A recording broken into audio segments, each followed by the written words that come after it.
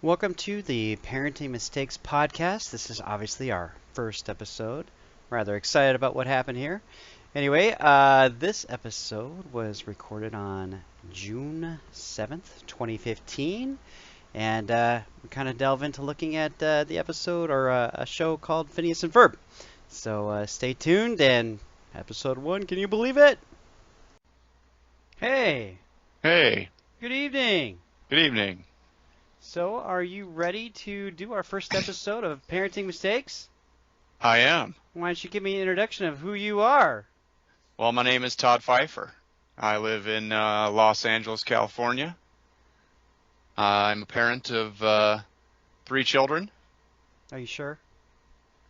Pretty sure. Okay, that's good. Pretty sure. That's good. Yeah. Yeah. And I got a wife, which is helpful because I need an extra driver. How long have you been married to this woman? I've been married to her. It's going to be 21 years this summer. Ah, nice. I like that. Yeah. And how do I know you? Let's see. You and I go back to 7th grade, I think. I think, actually, so it's interesting, right? I grew up in the neighborhood that your parents left, Yes. if that makes any sense at all. It makes sense to us, Yes, and that's it what's does. important. And that is important. So we have been linked for actually quite some time. We just didn't know it. You actually knew Yes. some of my friends before I knew they were my friends. Yes, and I Yes. still know some of your friends, Well, that's good. That's good. now that everyone's thoroughly confused. Yes. Well, that's the whole point of the show. It's a big mistake. My name is David Kidney, and I actually am your other host. I've been married 18 years, and it's been pretty awesome.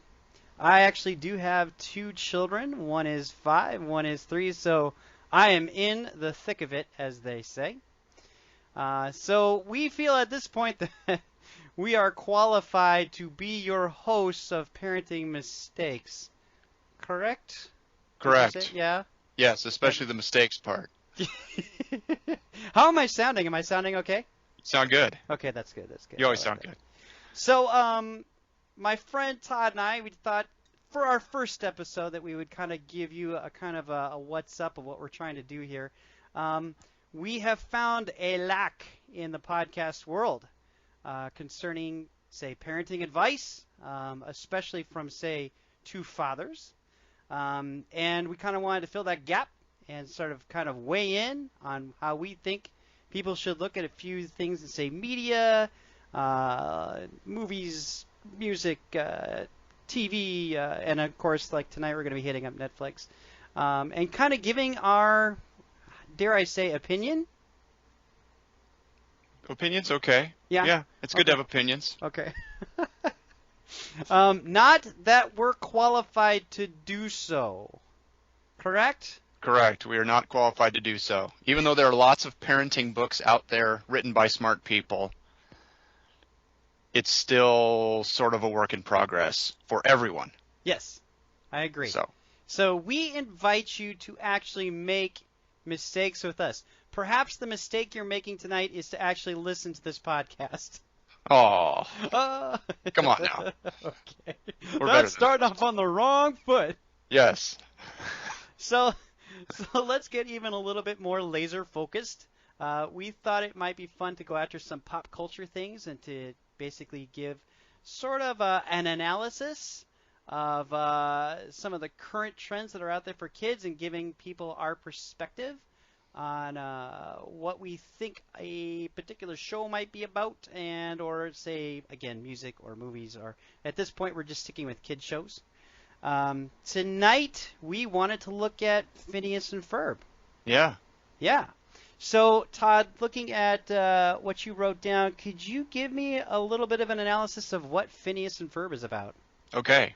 So one of the other things that we're going to do is we're not necessarily going to be experts on the stuff that we look at. And that's partially on purpose because when you're a parent and you have a kid and they come home and they say, hey, I want to watch this show, sometimes you got to make decisions. So you can do a lot of research, or sometimes in the moment, you just kind of got to go with it. So from what I can gather, Phineas and Ferb is a well, we did watch an episode. It is an animated show, started in 2008. It's actually going to wrap up, I guess, this month. Yeah, 2015. It's on the Disney Channel. Pretty familiar to younger kids these days. Lots of, as you would imagine with Disney stuff, spin-offs. There's been a movie, there's been crossover content, and then you'll see clothes and toys and other merchandise. Did you catch what the spin-off was? I couldn't find the spin-off. I could be I didn't catch what the spin-off is. If I had to guess, it probably centers around Perry, but don't quote me on that, right? So merchandise, big thing. We were actually getting groceries last night, and I saw some Phineas and Ferb, like packaged apples, like snacked apples. So okay, right on. So they're healthy. I guess. Yes. Okay, so from what I could gather, watching just one episode, and it starts with your standard opening song that's really fast-paced, and there's a lot of words there. But from what I can tell, it's about two kids, Phineas and Ferb, makes sense. Elementary school kids. Yes, hanging out in the summer, and basically kind of looking for ways to entertain themselves. So they're hanging out in the backyard, and they just kind of find adventures. Standard kid stuff. Real quick, main characters, Phineas and Ferb, obviously. Phineas is kind of the talking character. He does most of the talking to most of the characters and does most of the dialogue. If you didn't know better, you'd almost wonder if Ferb didn't speak. It's kind of for parents, it's kind of a Penn and Teller type of thing. Yeah, but he does. So I was a little bit confused in that. I just want to interject there. Again, we've only watched one episode in season 2. It's about Meep. What was it? Meep. Do you remember the title of the episode? Shame on us for not knowing. Chronicles of Meep. The Chronicles of Meep, Part 1 and 2. Yes. Correct? Yes. I got the impression, because it was the only one episode that we watched, that Ferb, man, he spoke once. Yes. Right throughout the whole episode. And I was unsure if that was actually his real voice. That is his real voice. Okay. So I did a little background research. Apparently he is English, and I guess and I may get this wrong, but I think he's Phineas's half brother. So, hey, you can't write. If you're gonna make up a cartoon series, might as well be creative, right? That's right. So he is very eloquent, and but he doesn't talk very much. Anyway, a few other characters. There's Perry, which is a platypus, which is their pet, but then there's also this sort of side subplot where Perry turns into Agent P and goes off and does sort of this James Bond type thing. Right. And then there's an annoying older sister, Candace. In this episode, there was Isabella, the neighbor girl. There is a mom, and there was no father in this episode. Right. I think there is one, but did not appear. Yeah, again, we should probably have looked it up on the internet to see actually what their extended family situation was about. And then the other main character was, I had to write this down, Dr. Heinz Doofenshmirtz. In theory, there should be two fathers. In theory, yes. But if Ferb is actually English and he's a half-brother, then maybe his parents are somewhere else. Anyway, I don't know. Lastly, they both seem to be, or at least Ferb for sure, is particularly adept with technology. They've got some cool gadgets. He's able to retrofit an alien spacecraft, that sort of thing. So anyway, so there's your overview. So Dave, that truthfully, tell me what you liked. So I have to give you a little bit of my history with this because I have a 5-year-old child. I have looked over her shoulder and looked at the Fast and Furious Phineas and Ferb episode and thought that a 5-year-old should actually not be watching this show. This is my initial gut impression a couple of years back, and actually, so that was about when she was 4. So my initial my parenting or my gut parent reaction to the show was this is hyper and it's over the top.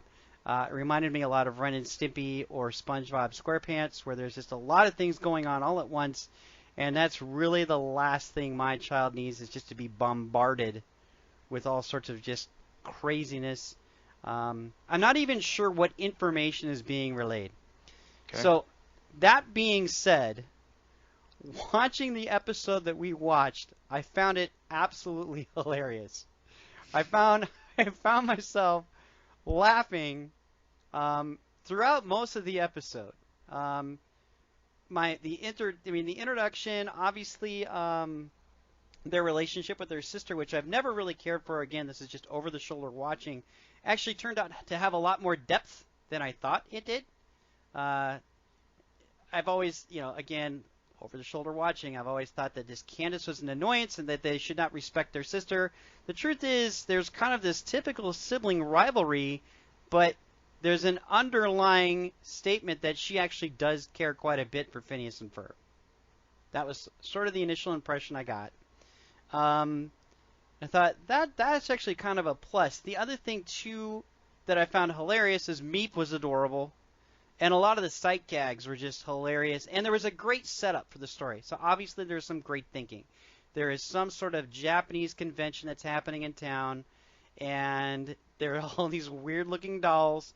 And when this alien crash lands onto the planet, this alien looks like one of these cool little dolls. And, of course, hilarity ensues, right? Like, there's all sorts of mix-ups and, right? Again, a lot of sight gags.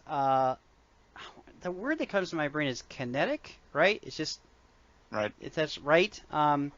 Again, very fast-paced. My initial impression was, ha ha. That makes sense. I laughed a lot, more than I thought. But before I kind of get into why I think I laughed, those are my positives.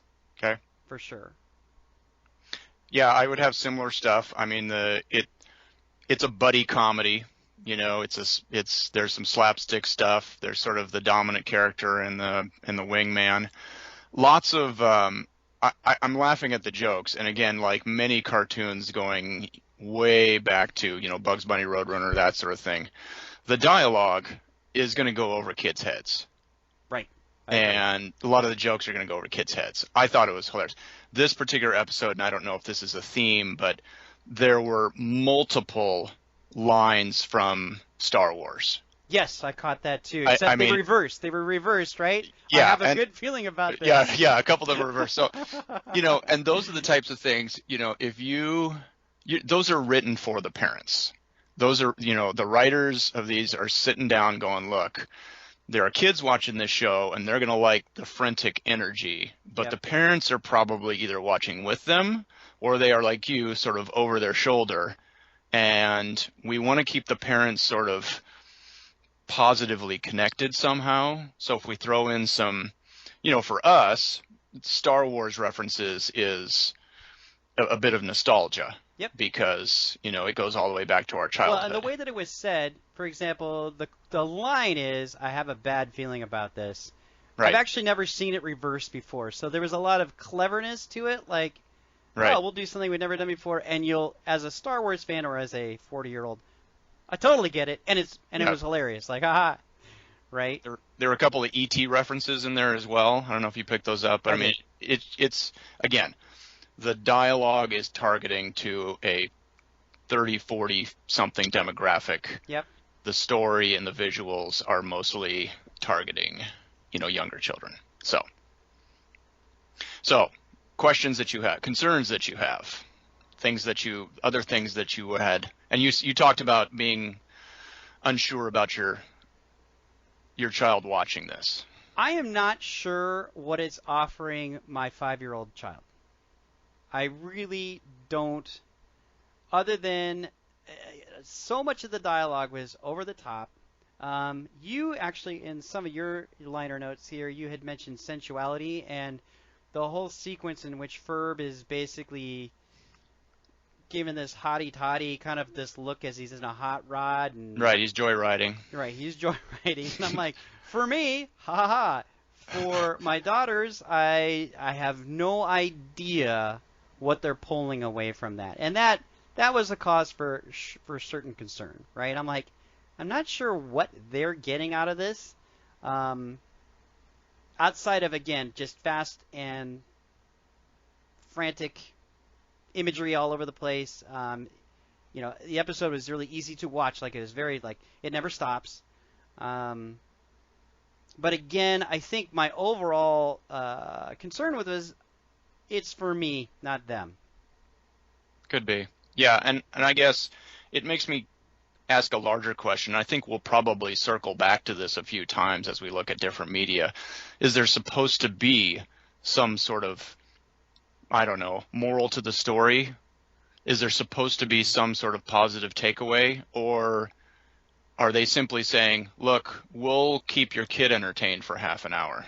Right. That's it.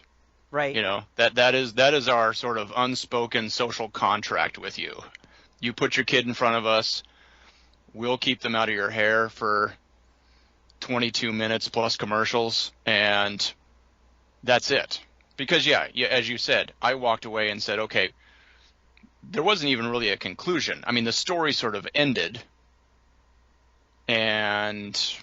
Yeah, you had also mentioned kind of, too, there was some imagery in it, Ferb's skin being ripped from his skull. Right. Certainly as a parent, that's something I want to go to bed on with my daughter. Like, hey, Dad, I watched this episode of Phineas and Ferb, and his skin was ripped off, right? And, again, it's classic kind of comedy shtick. If you look at, and the research I've done on Disney, this is like, it's in their vault. Of course, if you've watched any Tom and Jerry, you've seen any of this before. Right. Although in this day and age, they're a lot more, I'd say, quote unquote, careful with a lot of the imagery that they portray. I would say, again, so to maybe even clarify where there might be something for them, it's entertaining. Yes. I think it's just pure entertainment for everybody involved. Do the kids understand what's happening? I'd have to say no. Yeah, I would agree. I don't know if they can follow the basic story, but I think for parents that are concerned about their kids watching content that I almost looked at it as sort of like pre-Simpsons. Right. In terms of, adult content. It's not over the top, but there is questionable stuff where you sort of, again, say they're towing lines. They're towing lines on language, on sensuality, cartoonish violence, that sort of thing.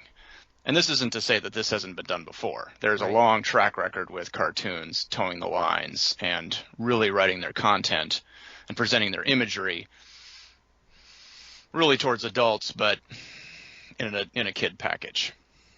So parting thoughts, my friend Todd. Well, I think, again, this is one of those shows that at face value is not necessarily, I wouldn't say is necessarily good or bad. It is entertaining. It's fun. It's got a lot of energy, likable characters, mostly decent characters. They are just kids. Yeah. Yeah, and again, I found a little more depth with the sister who actually, yes, she finds her little brother's annoying, but there was a slight feel for family. They're still my family, and I want to protect my little brothers, but they're annoying. Yes. And they did typecast her sort of as sort of the shallow teenage girl, sort of blithering all over the place, too. Mm-hmm. So. Oh, yeah, the stereotypes are way amped up. They are. So, yeah, I had a good time with it for what it was and the jokes. It's not necessarily going to be super high on my list of shows that I would definitely recommend to people. So, but it's okay. Yeah, would I recommend this to folks? Yeah, I would. I would not recommend it to anybody, say, under 13. I would want. I believe, in my honest opinion, that it is pure entertainment, and that if you're really going to really enjoy this show, you should probably have a little more indoctrination into our pop culture. Yes. I think somebody who's 13 is probably going to allow them a little bit longer to totally get what's going on. For anybody below that, I think there's just too many questions hanging in the air that a parent might have to ask or answer, or again, like I'm referring to the skull ripping, or Why is he trying to appeal to this woman who is dressed in this very tight black outfit? Yes. Those are questions that I don't think a parent of a toddler or a preteen really should be having to worry about or question. And so I would say definitely recommend Phineas Ferb for an older audience. That's a good conclusion. So. Yeah. So it's the podcast. Thank you for joining me tonight, Mr. Todd Pfeiffer. It's been a pleasure. Look forward to the next one. And hopefully you'll tune in for the next Parenting Mistakes.